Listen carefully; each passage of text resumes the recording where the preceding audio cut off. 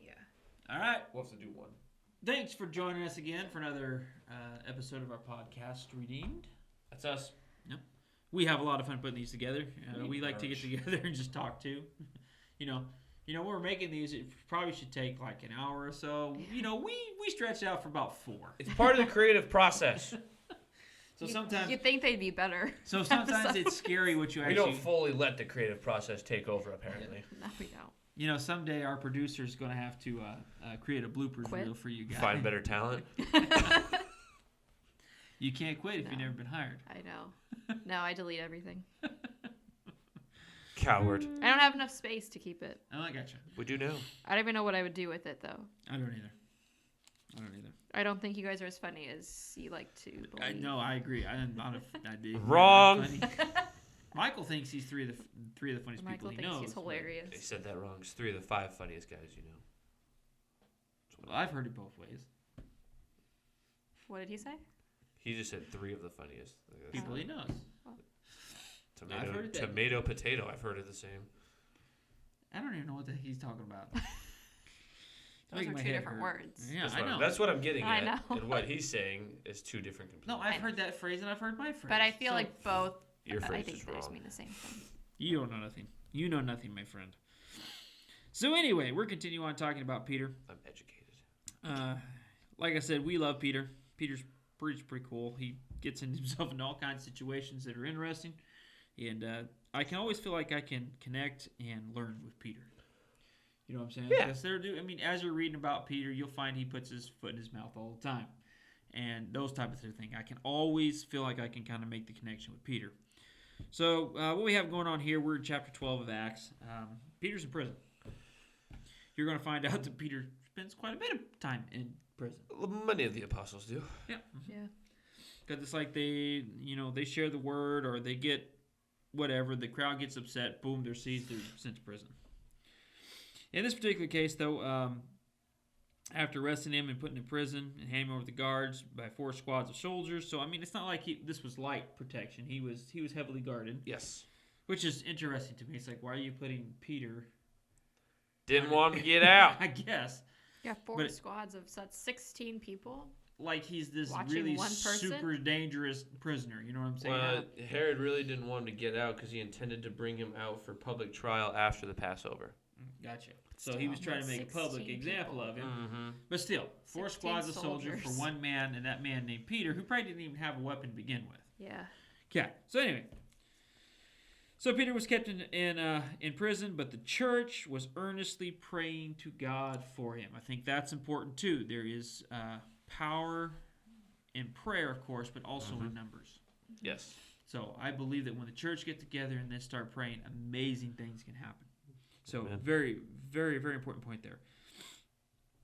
So the night before he was supposed to be brought to trial, Peter was sleeping between 2 soldiers, bound with 2 chains, and sentries stood guard at the entrance.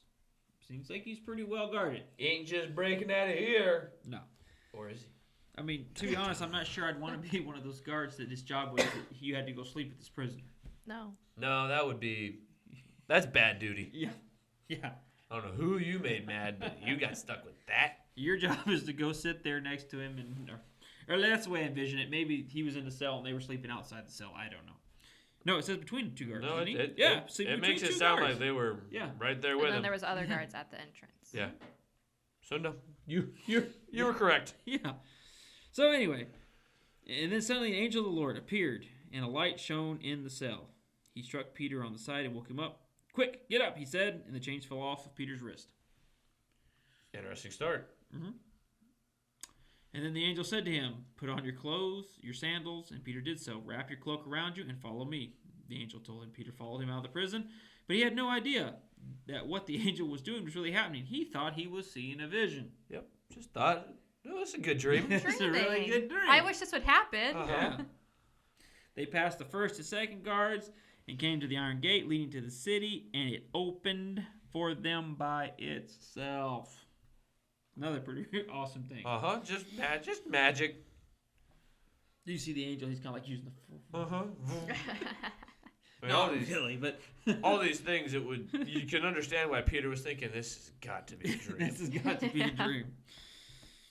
And Lord's when they had walked the length of one street, suddenly the angel left him. Then Peter came to himself and said, "Now I know without a doubt that the Lord has sent his angel and rescued me from Herod's clutches and from everything the Jewish people were hoping would happen."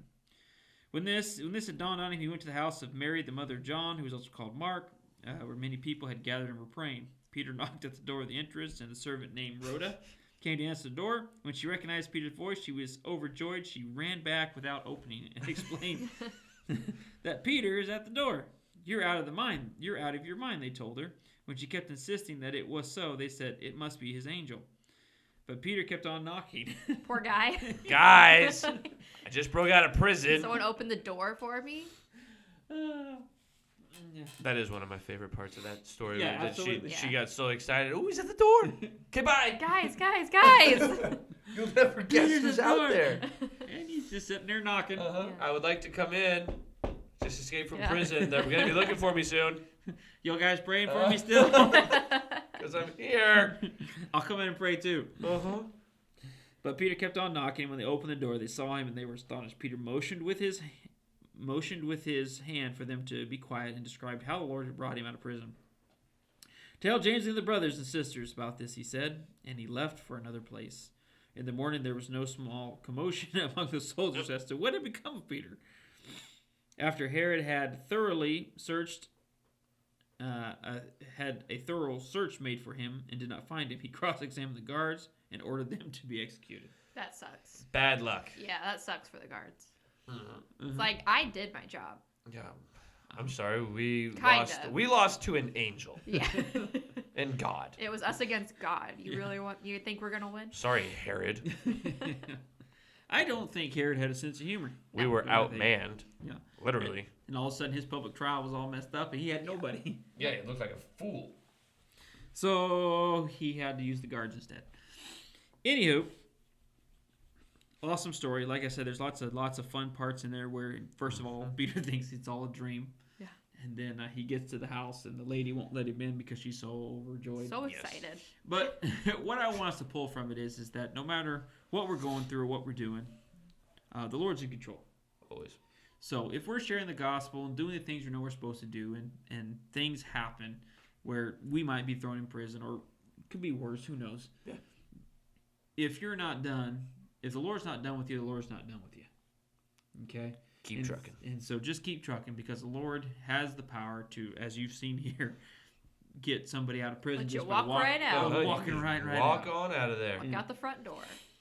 And I think what happens is sometimes we let the fear of those things trip us up. Yeah. And so what happens is we don't share because we're afraid of what might happen. When the truth of the matter is, when we read stories like this, it should give us more boldness because we know that even if they do put us in prison, God can get us out if he wants to. Yeah. So we're still good. Right. God has all the power. Uh-huh. So we shouldn't be fearful of what's going to happen. We just need to make sure that we're staying on the course and serving beside the Lord in the way he wants us to. That's the biggest part of staying on track. Yeah. Because granted, we can go on our own little crusade and then you're on your own at that point. Not where you want to be. But if you're serving the Lord, doing what he wants you to do, exactly what he wants you to do, then God can open the doors to a prison and let you out. If that's The rest will take care of itself. I mean, the story of Daniel, that he kept on praying like he knew he should. Thrown the lions did, God closed his mouth. Shut the Yeah. mouth. So, I mean, God's always been there, and he will always be there. Mm-hmm. So don't let fear rule your life. Amen. Okay? Just keep on sharing and keep on trucking. Bang. All right, thanks for joining us, and we'll see you next time.